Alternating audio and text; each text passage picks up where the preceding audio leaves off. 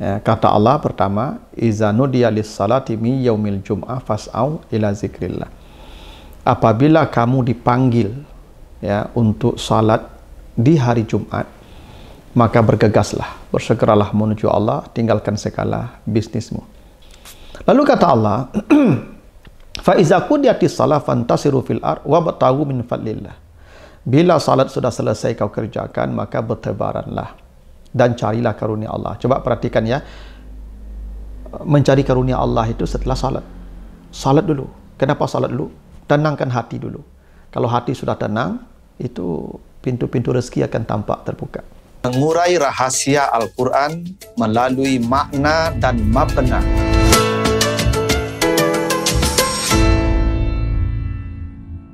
Assalamualaikum warahmatullahi wabarakatuh. Alhamdulillahirabbil alamin. Assalatu wassalamu ala asrafil anbiya'i wal mursalin wa ala alihi wa ashabihi ajmain.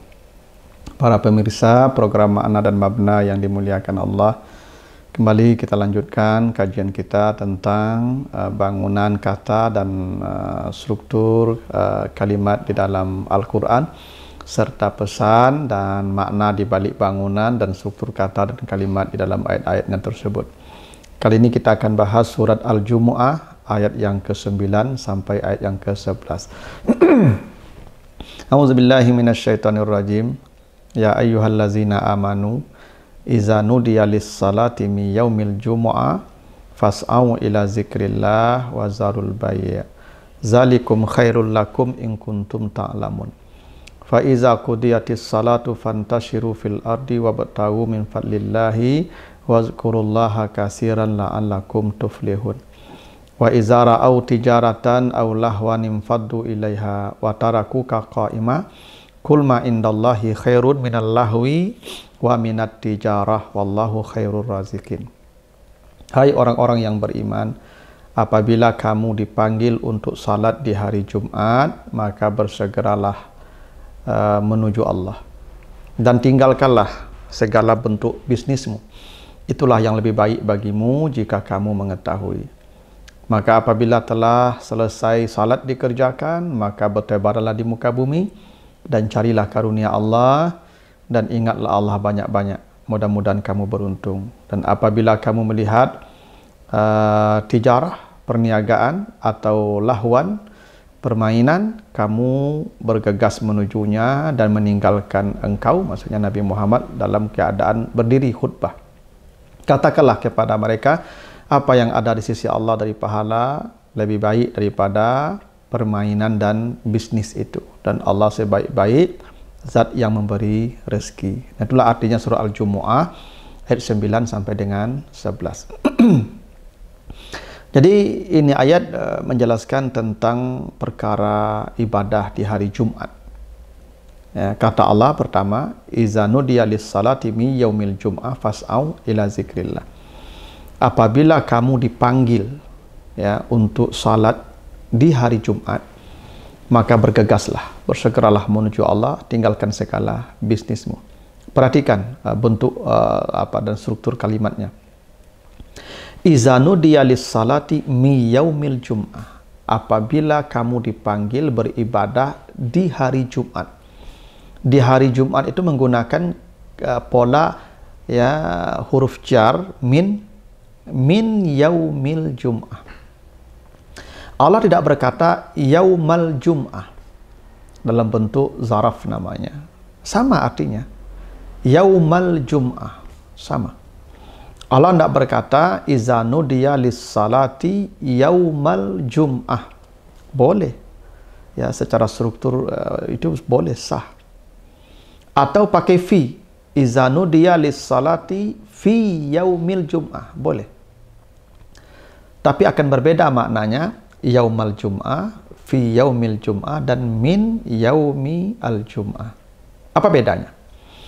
Kalau yauma tidak ada huruf jar, yaumal jum'ah namanya ya zaraf dan mudafun ilaih.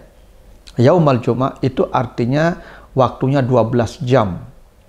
Ya, mulai dari fajar sampai terbenam matahari, itu namanya yaumal jum'ah. Karena kata yaum itu artinya separuh hari. Siang. Mulai dari fajar sampai terbenam matahari. Apa dalilnya? Nanti baca surah Al-Haqqah ayat yang ke-7. Ya, umat Nabi umat Nabi Hud, bangsa Ad, itu dihukum Allah dengan angin puyuh yang memutar-mutar mereka di langit. Selama berapa lama mereka diputar di langit? Sab'a layalin wa samaniyata ayyamin. Mereka diputar di langit itu selama 7 malam dan 8 hari. Jadi sab'a layalin dan samaniyah ayyam. Jadi kata ayyam atau ayyam jamak pada ayyam tadi itu bentuk separuh malam, yaum. Berarti 12 jam. Jadi kalau dikatakan iza nudiya lis-salati yaumal jum'ah, artinya di hari Jumat kita mesti beribadah separuh hari. Jadi mulai dari fajar sampai maghrib kita tidak boleh bekerja, harus beribadah. Itu kalau yaumal jum'ah. Kalau disebut fi yaumil jum'ah, maka fi di sana maksudnya 24 jam. Mulai dari terbit fajar sampai fajar lagi. Nah, itu kenapa umat Yahudi ketika diminta beribadah di hari Sabtu, maka pakai fi. Coba baca nanti di Al-Baqarah 65. Walaqad alimtumul lazina atadaw minkum fis sabti. Ya. Jadi orang Yahudi diminta beribadah di hari Sabtu itu fis sabti. Nanti baca lagi di Al-A'raf ayat 163. Ya. Iz ya'duna fis sabti. Pakai fi juga di sana. Artinya umat Yahudi itu di hari Sabtu itu 24 jam mereka beribadah. Tidak boleh bekerja. Mulai dari subuh sampai subuh kembali. Fi as-sabti. Kalau kita nak mi yaumil jum'ah. Kenapa mi yaumil jum'ah? Karena min itu maknanya tab'id, sedikit saja. Itu kenapa mulai dari azan berkumandang sampai salat Jumat selesai. Kalau salat Jumat selesai, fa iza qudiyatis shalah, ya, fantashiru, maka bertebaran kembali. Ya. Ini menunjukkan betapa rahmatnya Allah kepada umat Nabi Muhammad. Ibadah mereka di hari suci mereka, Allah tidak menuntut ya sepanjang hari atau 24 jam seperti umat Nabi Musa, tidak. Hanya sedikit saja. Mi yaumil jum'ah. Itu kenapa pakai min, tidak pakai fi atau tidak pakai zaraf. Yang kedua kata Allah, fas'au ila zikrillah. Fas'au itu artinya bersegera, berlarianlah. Sa'i itu artinya berlari. Ini menunjukkan bahwa memang ibadah tidak boleh santai, karena kata sa'a itu artinya lari. Itu makanya beda ya dengan mencari dunia. Ya, nanti Bapak Ibu baca, para hadirin baca di surat Al-Muluk ayat 15. Ketika kita disuruh mencari rezeki, kata Allah, famshu fi manakibiha wa kulu min rizqihi. Berjalanlah kamu di muka bumi mencari rezeki Allah. Itu berjalan di muka bumi itu wamsu. Ya, famshu, bukan fas'au. Tapi kalau berjalan menuju Allah, fas'au, beda. Dia berjalan juga, tapi jalan kencang, fas'au. Kalau di Al-Muluk ayat 15 mencari rezeki, famshu, berjalan santai saja. Tidak perlu kencang-kencang, karena rezeki kita sudah ditetapkan Allah. Rezeki kita tidak akan berubah, tidak akan bertukar, tidak akan salah kirim. Wa fis sama'i rizqukum wa ma tu'adun. Begitu kata Allah di surat Az-Zariyat ayat yang ke-22.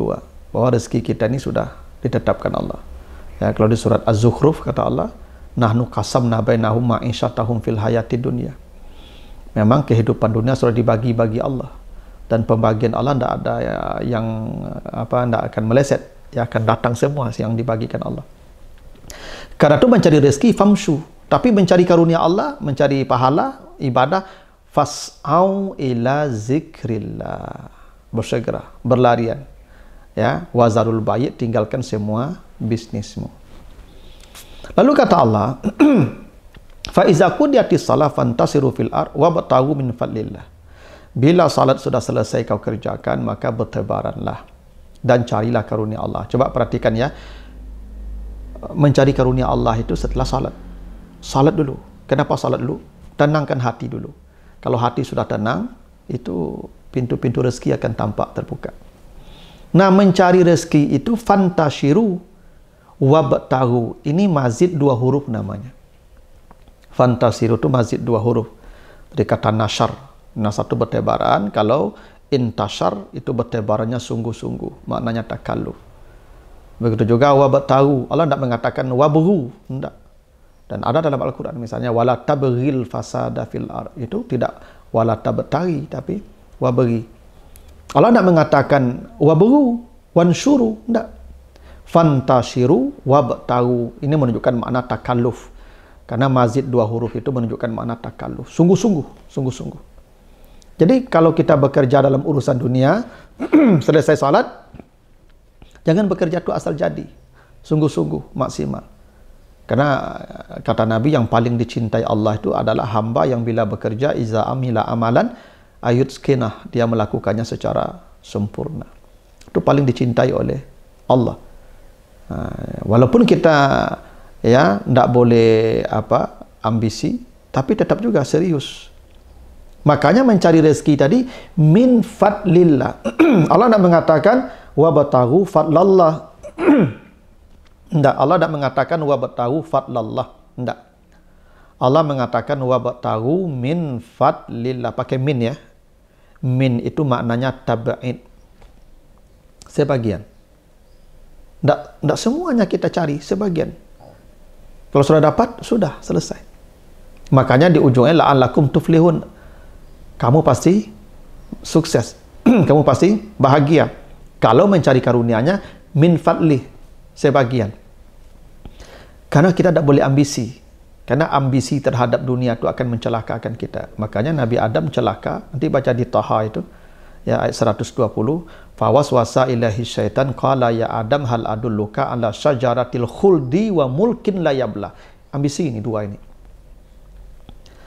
Abadi ya, dan kekuasaan yang tidak pernah hilang. Nah, ambisi inilah yang membuat Nabi Adam celaka. Makanya mencari karunia Allah itu bukan fadlallah dalam bentuk idafah, tapi jar majrur min fadlillah untuk menunjukkan tabi'in, sebagian saja, tidak semua. Karena dalam Al-Quran Allah mengumpamakan dunia itu seperti air. Nanti baca di Al-Kahfi 45. Wadrib lahum masalal hayatid dunya kama in anzalnahu minas sama. Allah membuat perumpamaan kehidupan dunia itu seperti air yang turun dari langit. Kenapa kehidupan dunia diumpamakan seperti air? Air itu kalau ukurannya standar, tidak berlebih-lebihan, dia akan menjadi kebaikan. Tapi kalau sudah berlebih-lebihan, di luar kebutuhan, maka dia akan menjadi petaka, akan menjadi banjir. Karena itulah, dunia kita cari sesuai kebutuhan saja. Bila kebutuhan sudah terpenuhi, cukup. Ya, tidak boleh tamak, tidak boleh rakus. Karena tamak dan rakus itu akan mencelakakan kita. Itu makanya la'allakum tuflihun. Kamu pasti beruntung jika kamu mencari min fadlillah, bukan fadlallah. Bila kamu mencari sebahagian dari karunia Allah, tidak semua kamu cari, sebahagian, kamu pasti beruntung. Tapi kalau kamu cari semua karunia Allah, kamu bisa celaka. Karena bisa dia melebihi kebutuhanmu, melebihi kemampuanmu, dia akan mencelakakanmu. Ya, itu rahasianya kenapa mencari karunia Allah itu tidak ya idafah langsung, tapi dengan jar majrur, menghadirkan huruf min untuk menunjukkan makna tabi'in. Wabtaghu min fadlillah, bukan wabtaghu fadlallah. Carilah semua karunia Allah, tidak, carilah sebagian. Tidak semua kita harus cari. Karena dunia bukan untuk mengejar semua dunia. Hidup bukan untuk mengejar semua dunia. Hidup untuk beribadah, mengejar akhirat.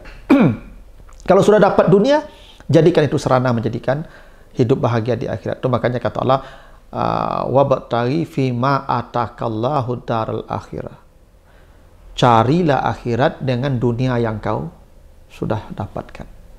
Makanya digunakan min sebagian.